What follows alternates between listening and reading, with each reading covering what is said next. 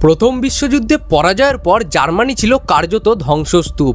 অর্থনীতি ভেঙে পড়েছিল, মানুষ এক টুকরো রুটি কিনতে ঠেলাগাড়ি ভর্তি টাকা নিয়ে বাজারে যেত। তারপর আসে মহামন্দা।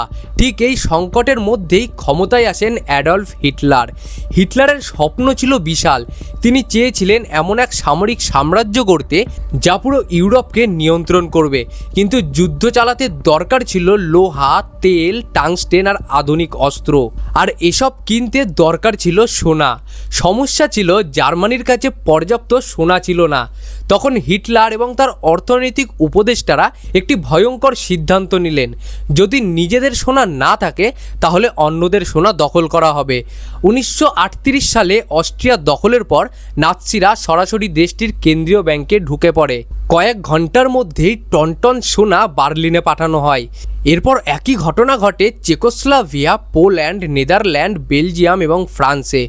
যে দেশই দখল হচ্ছে সবার আগে আক্রমণ করা হয়েছে তাদের কেন্দ্রীয় ব্যাংকে। কয়েক বছরের মধ্যেই নাৎসিরা ইউরোপের ব্যাংকগুলো থেকে শত শত টন সোনা লুট করে। কিন্তু এটি ছিল কেবল শুরু, কারণ এরপর শুরু হতে যাচ্ছিল ইতিহাসের সবচেয়ে বড় অমানবিক লুণ্ঠন।